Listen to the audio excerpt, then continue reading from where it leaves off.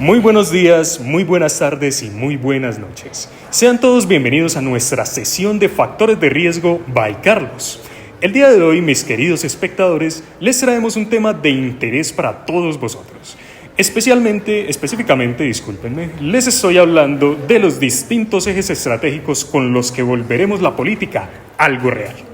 En este momento tenemos la presencia de distintos expertos en cada uno de los temas, los cuales nos darán toda la información para comprender cómo trasciende la política en diferentes aspectos de nuestra vida. Así que vamos a iniciar con nuestro primer experto. Por favor, todos reciban a Samuel Cano. Hola Manuel, ¿cómo estás? Excelente, ¿cómo te encuentras? Muy bien, Manuel. Bueno, perfecto. ¿Qué puedes comentarnos sobre ti? Manuel, pues yo soy un experto en todo este tema de las políticas públicas, sobre todo lo que viene a ser la integración social.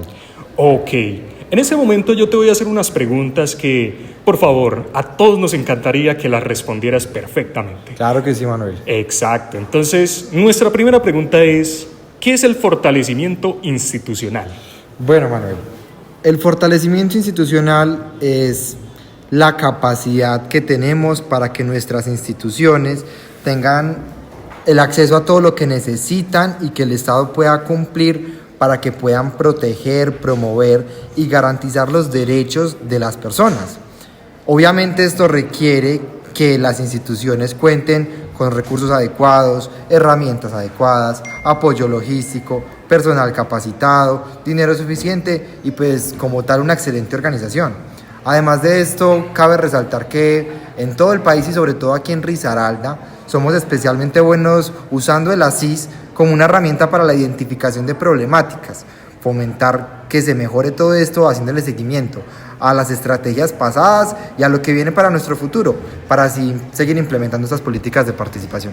Excelente, Samuel, muchísimas gracias. Nuestra siguiente pregunta es, ¿cuál es la ruta a través de la cual un ciudadano puede participar haciendo parte del fortalecimiento institucional? ¿Qué puedes decirnos al respecto? Bueno, Manuel, pues como tal, aquí tenemos muchos aspectos por los cuales se pueden hacer, empezando por el derecho a la democracia y participación de todos los foros, pero vamos a generar acá una ruta más clara y accesible para todas las personas.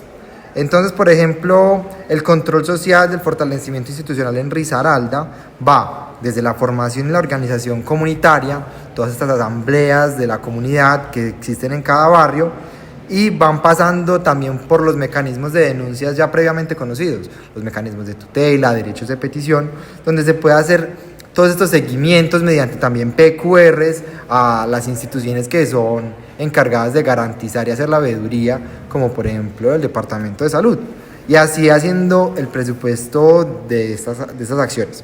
Como tal, el ASIS de Risaralda nos muestra que se están impulsando estos ejercicios de participación comunitaria, generando un poco más de control en el recurso, evaluación de la calidad del servicio de salud y todo lo que esto conlleva. Perfecto, Samuel, pero tengo una pregunta al respecto. ¿Cuáles son aquellos obstáculos que se podrían encontrar?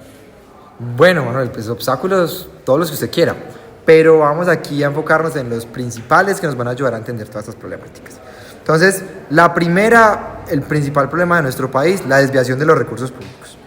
Esto lo que es que lo que se destina en el presupuesto nacional para poder combatir todas estas problemáticas en salud se desvíen y terminen en manos de terceros que las terminan usando para sus propios fines y bienes. Aparte de esto, la falla de las estrategias de la asistencia técnica, sobre todo en entidades territoriales, pero también en entidades como por ejemplo pueden ser las ESES, y la falta de la integración entre las dinámicas, eso también nos va a generar un problema en el sector salud, principalmente a nivel de Risaralda, pero también es un problema a nivel social de la nación. Vale, excelente. Ya por último, nuestra última pregunta es, ¿cómo en el departamento se evidencian esas acciones de mejoramiento de las instituciones? ¿Qué me podrías contar al respecto? Pues Manuel, te voy a contar un poco acerca de las herramientas que tiene el ASIS. Entonces, en el ASIS, como ya te he dicho antes, vamos a hacer un seguimiento. Entonces, por ejemplo, en Risaralda se observan, por ejemplo, necesidades en mecanismos de acueducto y que, por ejemplo, se han implementado en Belén de Umbría para el mejoramiento del acueducto, que esto es lo que nos ha reportado el ASIS del 2024. También, por ejemplo, en la mejoría y capacitación de los equipos psicosociales de Marsella, que nos han aportado una nueva visión acerca del futuro y nuevas rutas que han identificado estas problemáticas para así poder enviar toda esta información a los servicios de salud como tal y a hacer una integración completa. Samuel, espectacular explicación. Yo creo que a todos nuestros espectadores les queda absolutamente claro lo que nos acabas de decir. Y quisiera agradecerte también por participar el día de hoy. Fue excelente todo lo que dijiste. Muchísimas gracias. Manuel, muchas gracias a ti y aquí siempre estaremos. Bueno, continuando con nuestra segunda parte de nuestro podcast, seguimos con nuestro siguiente experto, o experta más bien. En este caso vamos a hablar con Sofía Hernández, así que vamos a ser directo. Primero, ¿qué evidencias presenta el ASIS sobre el impacto real de la participación ciudadana en la toma de decisiones y en la formulación de políticas o planes de salud departamentales? ¿Qué puedes comentarnos al respecto? Bueno, pues el ASIS de Risaralda realmente evidencia que la participación ciudadana sí ha tenido un papel activo pues, en el proceso de diagnóstico y priorización pues, de estas problemáticas de salud, porque pues, para ello se utilizaron unas metodologías participativas como lo sería la cartografía social, en la que las comunidades, instituciones y pues otras organizaciones sociales pudieran expresar sus percepciones sobre los determinantes sociales, sobre las redes de apoyo, las condiciones ambientales y también sobre las barreras de acceso a los servicios de salud. Y pues de hecho, pues el impacto más significativo que tuvieron fue que se pudieron incorporar estas percepciones como insumos centrales en la caracterización pues, de los problemas de salud. Entonces el documento no se limitó más que todo como a un análisis técnico, sino que se convirtió en una construcción desde el territorio, lo que le otorgó pues una legitimidad como herramienta de política pública porque pues está alineado con las necesidades de la población. Sin embargo, pues dentro del propio ASIS se reconoce que todavía este impacto es parcial porque la participación ciudadana se ha centrado más que todo como en la parte de la fase diagnóstica más que en la decisoria. Entonces, aunque se incluyeron voces de diferentes actores en el análisis y la priorización, aún existen ciertos vacíos para que las comunidades puedan incidir de forma sostenida en la planificación y pues en la ejecución de los programas de salud. Excelente explicación, Karen. Muchísimas gracias. Seguimos con nuestra siguiente pregunta, que es ¿cuáles son las principales barreras culturales, educativas o institucionales que limitan el empoderamiento ciudadano en la salud, según el ASIS, y qué estrategias propone para superarlas? Bueno, pues el documento muestra que, de hecho, pues la cartografía social fue una de las principales metodologías participativas que se utilizaron para poder identificar pues estas problemáticas y necesidades de salud dentro del territorio. Y pues a través de este ejercicio es que comunidades urbanas y rurales, pueblos indígenas, organizaciones sociales, instituciones educativas, líderes comunitarios y pues también actores del propio sector de salud pudieran plasmar en unos mapas colectivos sus percepciones sobre los determinantes sociales, las condiciones ambientales, la accesibilidad a servicios, las redes de apoyo y pues factores de riesgo. Sin embargo, pues dentro de este propio documento se reconoce que el alcance de la cartografía social también tiene varias limitaciones para el empoderamiento ciudadano. Vale. Pues uno de los primeros es pues desde la dimensión cultural, que se observó pues una dificultad de interlocución con comunidades indígenas y afrodescendientes, lo que limitó pues que en algunos municipios su participación pues real se viera evidenciada. Además, también se evidenció pues la persistencia de unas desigualdades de género que restringieron la participación activa de mujeres en estos espacios. Dentro del plano educativo también pues esta cartografía reveló que hay una baja cultura pues de autocuidado y de prevención, así también como un déficit de formación comunitaria que pudiera comprender e intervenir realmente pues en los procesos técnicos de planeación de salud. Por último, pues también en la parte institucional, aunque la cartografía social pues permite visibilizar las voces del territorio, muchos de los espacios derivados de ella quedaron también pues en un nivel como más consultivo que decisorio y pues con poca continuidad. Entonces hay una cierta desconfianza en la efectividad de los mecanismos de participación. Y pues frente a esto, pues el ASIS lo que hace es que pues propone varias estrategias que buscan fortalecer el potencial de la cartografía social pues como una herramienta de empoderamiento real. Entre esos pues podrían estar pues el desarrollo de procesos educativos que enseñen pues a la comunidad a interpretar la información levantada pues en la cartografía, la construcción pues de unas políticas con un enfoque diferencial que puedan garantizar la inclusión de pueblos indígenas, afrodescendientes y pues de mujeres en estos espacios de decisión, y también pues la consolidación de mecanismos de gobernanza que puedan pues participativa, que permita que los resultados de la cartografía no se queden solo en un diagnóstico, sino que también alimenten directamente la planificación, pues la ejecución y la evaluación de los planes de salud. Listo. Y nuestra última pregunta es, ¿qué indicadores o herramientas se plantean en el ASIS para medir el impacto del empoderamiento ciudadano en la salud a mediano y a largo plazo? Bueno, pues el documento como tal no establece unos indicadores numéricos específicos que puedan medir de manera pues exclusiva el impacto pues de este empoderamiento ciudadano en la salud, pero sí plantea pues una serie de herramientas y de mecanismos pues como indirectos que permiten dar seguimiento a este proceso.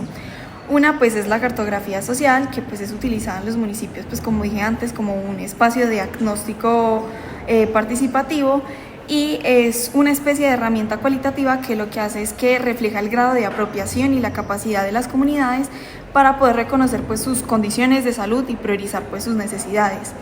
Otra herramienta que se destacó pues en el documento es la del reconocimiento de los ejercicios de participación comunitaria que fue realizado en los diferentes territorios, que sirvieron pues para poder visibilizar las voces de la población y pues vincularlas pues dentro del análisis de la situación de la salud. Otro pues sería la sistematización de las experiencias, que permite pues el alcance y la continuidad de la participación pues en términos de legitimidad y de representatividad. Y también pues dentro del documento se resaltaba la inclusión de actores sociales, comunitarios y académicos para la formación de propuestas de respuesta, lo que permite que se convierta en un indicador indirecto del empoderamiento en la medida en que se refleje la apertura del sistema de salud a integrar pues múltiples voces en la toma de decisiones. Perfecto. Muchas gracias, Sofía. Espero que te vaya muy bien. Muchas gracias. Pues sé que tenemos poco tiempo contigo, pero fue excelente tu participación. Muchas gracias. Perfecto. Entonces vamos a continuar con nuestra tercera parte de nuestro podcast. Ahora tenemos a nuestros siguientes expertos, Jocelyn Betancourt y Karen Meneses. Así que, ¿qué pueden comentarme acerca de ustedes? Hola Manuel, muy buenas tardes para todos. Nosotras somos expertas en el impulso a la cultura de la salud. Ok, entonces vamos a iniciar con las preguntas, por favor. Mi primera pregunta es, ¿qué aspecto de la cultura ciudadana en la salud escogieron ustedes o están trabajando ustedes? Manuel, pues el aspecto que escogimos para fortalecer es la construcción de una cultura ciudadana de autocuidado, corresponsabilidad y participación activa en la salud pública. Esto pues va a implicar que cada persona y cada comunidad reconozcan que la salud no es solo responsabilidad del sistema sanitario, sino también de los hábitos individuales, familiares y colectivos, por supuesto. Pues la cultura ciudadana en salud busca promover la prevención de enfermedades a través de prácticas como la alimentación saludable, el ejercicio físico, la vacunación, el manejo responsable del entorno ambiental y la solidaridad comunitaria. Pues asimismo va a implicar que los ciudadanos se apropien de su papel en la promoción de la salud, participando en los procesos de decisión y en la vigilancia social de los programas implementados en su territorio. Listo, muchísimas gracias. Seguimos con nuestra siguiente pregunta, la cual dice: ¿cuál es la ruta o cuál es el mecanismo mediante el cual un ciudadano podría participar y apropiarse de esa cultura? Pues el ciudadano puede apropiarse de esta cultura a través de mecanismos de participación social en salud que ya están establecidos por la política pública y que se consolidan en el ASIS territorial. Entre ellos están las asociaciones de usuarios de los servicios de salud, las veedurías ciudadanas, los consejos territoriales de seguridad social en salud, los comités comunitarios de salud y las juntas de acción comunal. Además, existen rutas de participación educativa como los programas de formación de formadores comunitarios de salud pública y los procesos de comunicación comunitaria, como emisoras locales, carteleras, líderes barriales. Y a través de estos espacios, los ciudadanos no solo se informan, sino que también pueden proponer soluciones, vigilar la gestión institucional y aportar a la construcción de políticas locales que van a impactar en la salud y el bienestar colectivo. Perfecto, Jocelyn. Pero mi siguiente pregunta quisiera hacérsela a la experta Karen Meneses. Así que, por favor, ¿qué obstáculos culturales, sociales o institucionales pueden limitar que las personas adopten y participen actualmente en esa cultura de la salud? Hola, muy buenas tardes, Manuel. Bueno, entonces, los obstáculos para la apropiación de la cultura ciudadana en salud se presentan en distintos niveles. ¿Cómo así? Vamos a hablar de lo cultural. Destacan la desconfianza hacia las instituciones, lo cual es muy frecuente. Las creencias tradicionales que pueden chocar con la prevención, la resistencia al cambio de hábitos y la baja valoración del autocuidado. En lo social, influyen factores como la falta de tiempo por extensas jornadas laborales, que es muy frecuente en Colombia, la ausencia de líderes comunitarios capacitados, el desinterés en participar y la débil cohesión social en ciertos territorios.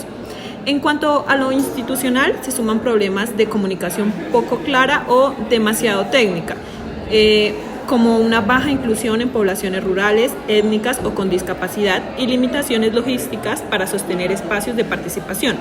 Estos obstáculos, en conjunto, reducen tanto la motivación como las oportunidades reales de la ciudadanía para participar activamente en la construcción de salud pública. Perfecto, pero sobre todo de lo que ustedes me acaban de comentar, ¿qué acciones o qué soluciones comunitarias y de política pública podrían implementarse para superar esos obstáculos y poder fortalecer la apropiación ciudadana? ¿Qué pueden comentarme al respecto? Bueno, las soluciones deben ser integrales, combinando el trabajo comunitario e institucional. En el ámbito cultural es necesario adaptar la comunicación al contexto local con mensajes claros y accesibles en lenguas propias, utilizando medios cercanos como radios comunitarias, líderes barriales y redes sociales. En cuanto a lo social, resulta fundamental formar líderes comunitarios en salud pública que actúen como mediadores y promotores, además de crear incentivos que fortalezcan la cohesión social y el compromiso con los programas de promoción y prevención. En el plano institucional, se deben garantizar espacios de participación inclusivos y accesibles, respetando la diversidad cultural y poblacional, y asegurando que la retroalimentación de la comunidad se traduzca en decisiones concretas. Finalmente, es clave fortalecer el control social mediante veedurías ciudadanas que permitan a la comunidad tener un papel activo y vigilante sobre la calidad de los programas de salud. Perfecto. Bueno, yo creo que con todo lo que ustedes nos explicaron el día de hoy, nuestros espectadores están más que claros sobre el tema. Nuevamente, muchísimas gracias por poder participar el día de hoy y espero que tengan un excelente día las dos. Muchas gracias, Manuel. Perfecto. Ahora en nuestra cuarta parte de nuestro podcast vamos a tener a expertos que nos van a hablar sobre el control social de salud. Así que aquí los tenemos. Hola, mucho gusto, soy Alejandra Ramírez y hoy vamos a hablar del factor que es el control social en salud. ¿De qué estamos hablando cuando hablamos de este control social? Estamos hablando de un ejercicio de vigilancia y participación ciudadana sobre los recursos públicos y sobre lo que hacemos con esos recursos en las instituciones de salud, teniendo en cuenta no solamente la institución de salud como un edificio, un hospital, una clínica, sino con el personal que hay, enfermeros, médicos, especialistas y todo lo que puede involucrar allí dentro junto con la atención, las citas y lo demás. El fin de esto es que garanticemos el derecho a la salud desde la participación de nosotros como ciudadanos y logremos que la comunidad se apropie de la construcción de este derecho, de su acceso y de todos los factores que influyen sobre este. Bueno, hola, ¿cómo están, querido público? Pero falta alguna parte, Alejandra, pero te la voy a complementar. Sabes, hay ciertos mecanismos que yo como ciudadano puedo usar y ustedes también. El primero es la veeduría ciudadana en salud. Eso es constituido por ciertos ciudadanos que están capacitados para vigilar programas y solicitar información y sobre todo denunciar irregularidades en el sistema. También está el Comité de Participación Comunitaria en Salud, mejor conocido como COPACOS. Este une a la comunidad con la Secretaría de Salud Pública y lo que va a hacer es prioriza, planea y vigila. Entonces la comunidad, dependiendo de sus vulnerabilidades, tendrá que priorizar el plan de salud municipal y hacerle ciertos ajustes. También tenemos las auditorías y rendición de cuentas. Estos entes de control le dan la oportunidad a la comunidad de hacer cierta revisión a las obras o a ciertas inversiones en salud pública y preguntar en qué se gastaron los recursos y exigir explicaciones. Claro que sí, y en este punto también tenemos que hablar que adicional a estas tres formas de participar tenemos las acciones judiciales y constitucionales. donde las personas no deben tener una calidad adicional a la de ser ciudadanos colombianos para acceder a estas. Sin embargo, cuando hablamos de acciones judiciales, en estas acciones sí, generalmente necesitamos un abogado, sobre todo cuando accedemos al sistema judicial en una acción ordinaria. Pero es importante recordar que todo ciudadano colombiano, si no tiene la capacidad de pagarse un abogado, el Estado se lo proveerá. En este tipo de acciones tenemos la tutela, los derechos de petición y acciones populares. De este tema nos puede hablar nuestra experta, claro que sí. Bueno, vamos a ser claros. Tips judiciales para la gente de a pie. Utiliza una tutela cuando necesites un medicamento y la EPS te lo niega.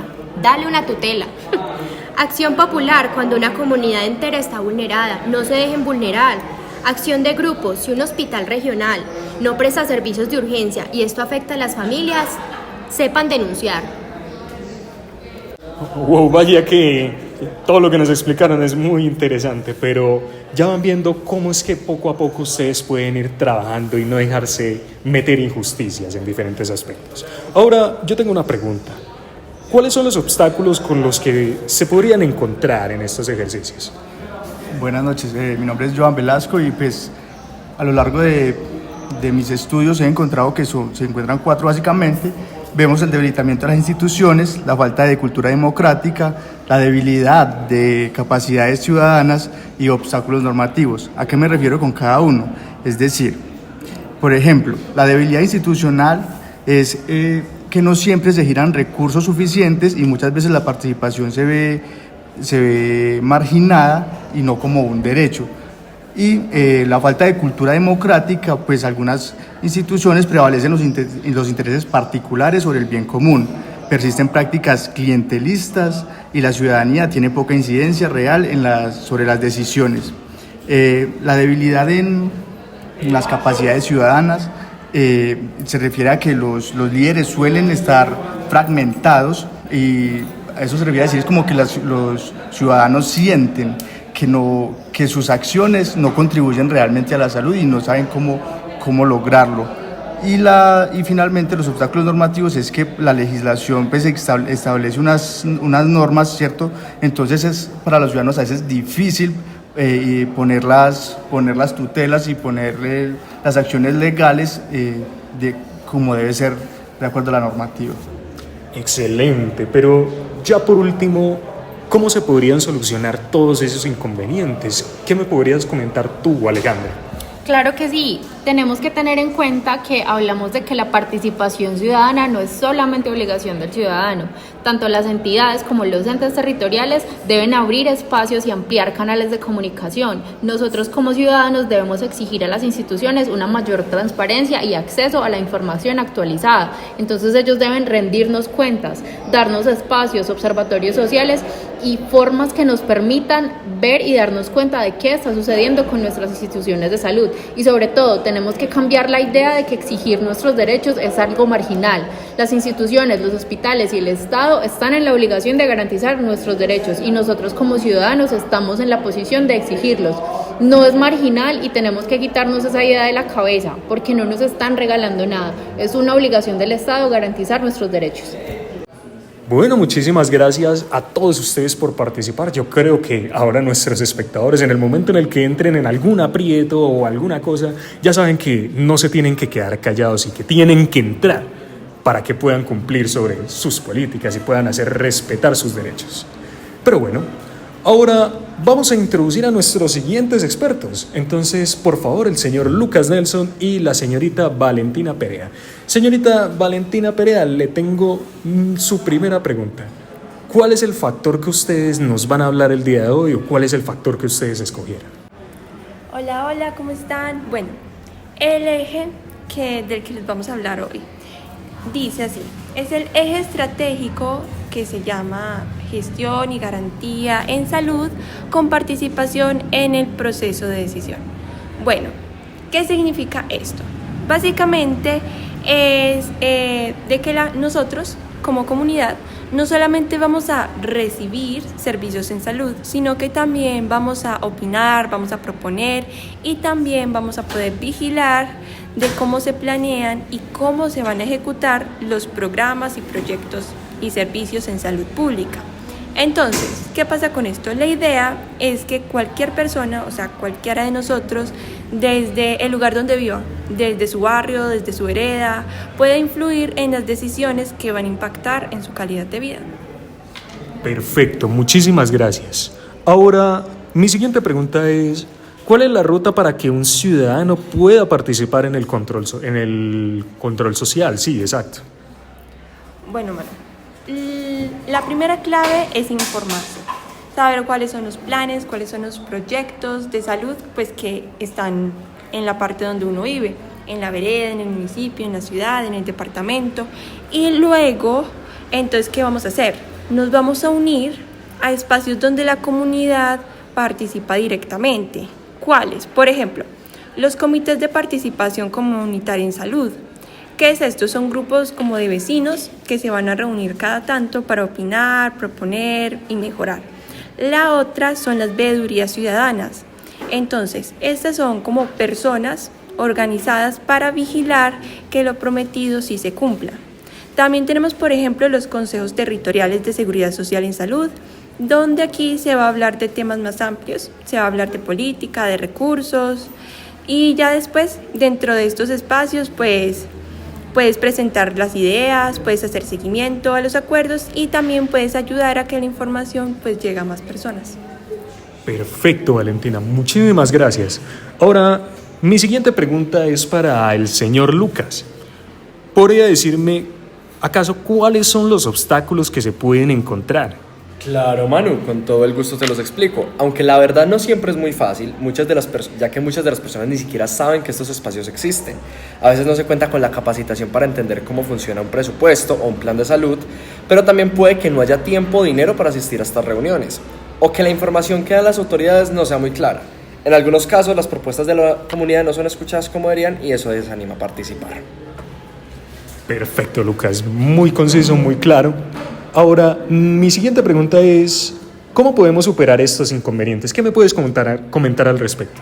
Bueno, Manu, pues por donde hay que empezar es capacitarnos, que en la comunidad se den charlas o talleres donde nos expliquen sobre nuestros derechos en la salud y cómo funcionan, sobre todo el cómo funcionan también estos espacios de decisión, donde podemos acudir a exigir la información sobre los planes, sobre los presupuestos, sobre los proyectos, y que esta información se comparte de una forma clara y entendible.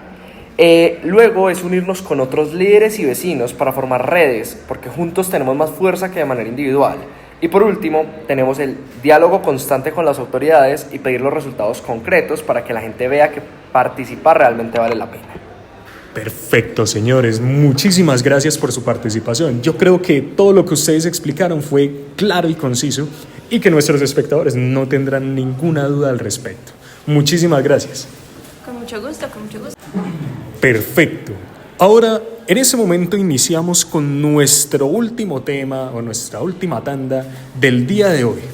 Por favor, vamos a recibir a nuestros expertos que van a cerrar esta mañana, esta tarde o esta noche. Así que, por favor, el experto Samuel Angulo y Daniel Correa, ¿qué pueden comentarnos el día de hoy? ¿Sobre qué nos van a hablar? Bueno, el día de hoy vamos a hablar acerca de cómo los ejes que ya escucharon anteriormente se ven reflejados en la guía de construcción participativa de la CIS. No solo eso, sino también de cómo la cultura de la salud y la gestión participativa, qué papel juegan en el proceso de la CIS. Perfecto. Entonces, vamos a iniciar con nuestra primera pregunta. ¿Cómo se refleja el fortalecimiento institucional dentro de la guía conceptual para la construcción de la CIS? ¿Qué pueden comentarme al respecto?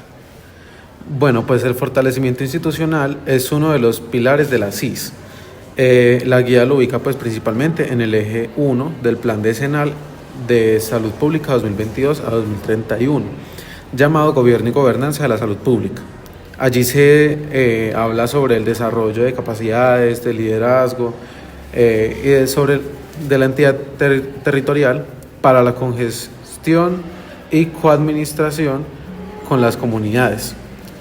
En otras palabras, básicamente no basta con que existan solo secretarías de salud o instituciones, sino que lo importante es que éstas tengan la capacidad real de coordinar, de liderar procesos y de trabajar de la mano con las comunidades. Por otra parte, pues en la tabla 4 del documento se habla de que los municipios y departamentos deben contar con mecanismos fortalecidos para el ejercicio de la Rectoría en Salud. Esto significa dotar a las entidades de herramientas técnicas, talento humano, recursos y sobre todo de autonomía para tomar decisiones informadas. Así que cuando hablamos de fortalecimiento institucional, estamos hablando de instituciones sólidas, transparentes, con capacidad de liderar y responder a las necesidades de la población en su territorio. Excelente, Samuel, muchísimas gracias. Mi siguiente pregunta va dirigida para Daniel Correa. Así que dice lo siguiente: ¿de qué manera el ASIS promueve el empoderamiento ciudadano y el control social en salud? ¿Qué puede comentarme al respecto? Bueno, uno de los grandes avances que trae esta guía es que no se queda solo en el nivel técnico, ¿cierto? Sino que el ASIS es un proceso participativo que reconoce a las comunidades como actores con voz y voto. Para especificar, el eje 2 del plan decenal es muy claro. Busca que las comunidades participen en la construcción conjunta de intervenciones desde el diálogo horizontal y respetuoso de sus deberes y saberes. Esto es empoderamiento. Cuando una comunidad indígena, afrocolombiana, campesina o juvenil puede sentarse en igualdad de condiciones con el sector salud para proponer soluciones, se está construyendo ciudadanía. Por otro lado, el marco normativo en la resolución 2063 del 2017 da un paso más allá y reconoce el control social en salud. Allí se establece que la población tiene el deber y el derecho de participar en la planeación, gestión, evaluación y veeduría de los servicios de salud. Es decir, no solo se le consulta a la gente ni se le dice qué hacer, sino que ésta puede vigilar, exigir, mirar con transparencia y garantizar que las políticas realmente respondan a sus necesidades. En resumen, y lo que quiero decir es que el ASIS busca que la ciudadanía no sea un espectador, sino un protagonista del análisis y la toma de decisiones en salud. Excelente explicación. Ahora vamos a hacer nuestra última pregunta de esta sesión. Y por favor, quiero que esta me la respondan entre ambos. Así que dice lo siguiente: ¿qué papel juega la cultura de salud y la gestión participativa en el proceso del ASIS? Bueno, pues la guía de hecho resalta que la salud no es solo ausencia de enfermedad, sino que también es una construcción cultural y social.